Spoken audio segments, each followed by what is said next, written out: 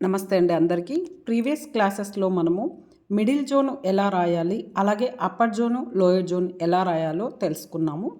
ఈరోజు మనము ఒకే రోజు middle zone, upper zone, lower zone ఒకే లైన్లో ఎలా రాయాలో నేర్చుకున్నాము.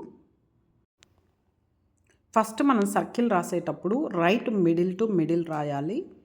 Right side middle to middle ఎగ్జాక్ట్గా అలా రాయాలి.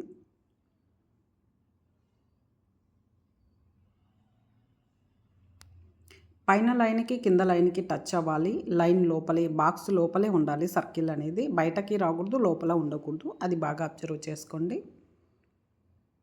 నెక్స్ట్ ఏ రాసేటప్పుడు కూడా సేమ్ సర్కిల్ ఎలా రాస్తామో అలానే రాస్తాం. పైకి వెళ్ళి కిందకు వస్తుంది. చిన్న స్లాంట్ ఇవ్వాలి, ఎక్కువ ఇవ్వకూడదు. Next C,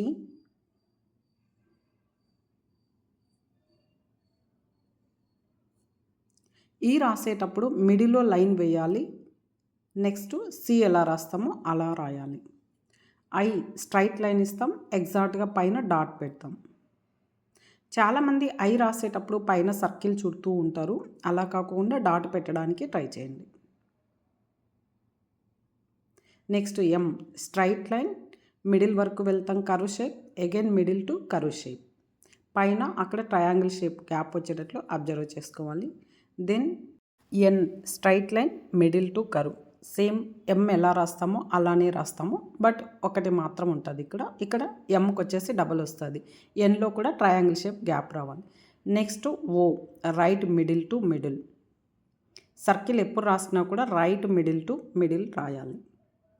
next R straight line, middle to curve. S పైన కింద ఈక్వల్గా రాయాలి.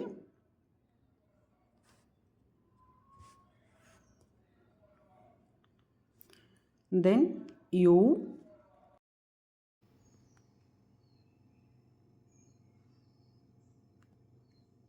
Next V, two straight lines ఉండాలి. దెన్ డబ్ల్యూ, డబ్ల్యూ అంటేనే రెండు వీల్ అనమాట. జనరల్గా డబ్ల్యూ అనేది కిందకి రాస్తూ ఉంటారు, అలా రాయకూడదు. ఎక్స్ టూ లైన్స్ ఆపోజిట్ ఈక్వల్గా ఉండాలి. Then Z,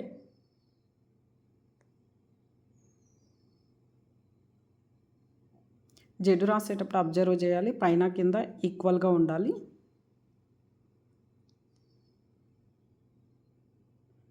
next upper zone letters straight line, circle, B. Next D straight line, back వెళ్ళి సర్కిల్ రాయాలి.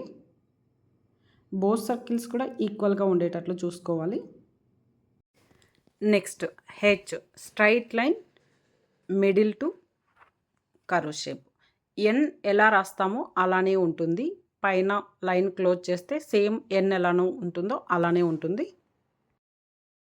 నెక్స్ట్ కే స్ట్రైట్ లైన్, మిడిల్లో నుంచి పైకి ఒక లైన్, కిందకు ఒక లైన్ అంటాం. కింద లిటిల్ బిట్ స్లాంట్ ఇవ్వచ్చు.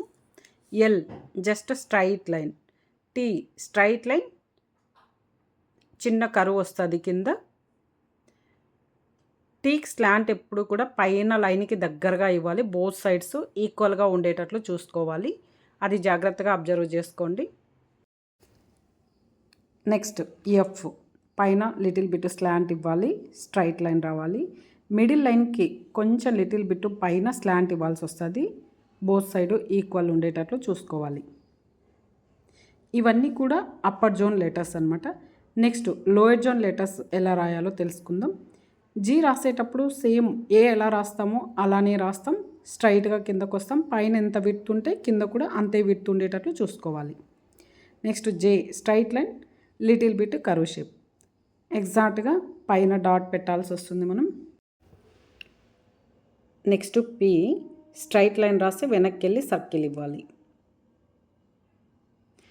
దెన్ క్యూ ఫస్ట్ సర్కిల్ రాస్తాం, స్ట్రైట్గా కిందకు వస్తాం, లిటిల్ బిట్ స్లాంట్ ఇవ్వాలి. స్లాంట్ అనేది ఎక్కువ ఇవ్వకూడదు, లిటిల్ బిట్ మాత్రమే ఉండాలి. సర్కిల్స్ కూడా ఈక్వల్గా ఉండేటట్లు చూసుకోండి. స్లాంట్ మెయిన్, లిటిల్ బిట్ మాత్రమే ఉండాలి. And last one Y, U రాస్తాం, స్ట్రైట్గా వస్తాం, కరువు షేప్ ఇస్తాం. పైన ఎంత కరువు ఉంటే కింద కూడా అంతే ఉంటుంది. జీకి వైకి సేమ్ రూల్ ఉంటుంది. పైన ఎంత విడ్త్ ఉంటే కింద కూడా అంతే విడ్త్ రావాల్సి ఉంటుందన్నమాట. Okay, middle zone, upper zone, lower zone, ఇలా మీరు కూడా ఒక 10 పేపర్స్ వరకు ప్రాక్టీస్ చేసుకోండి. ఒకే లైన్లో వచ్చేటట్లు చూసుకోండి. Middle zone, upper zone, lower zone. నమస్తే, థ్యాంక్ యూ.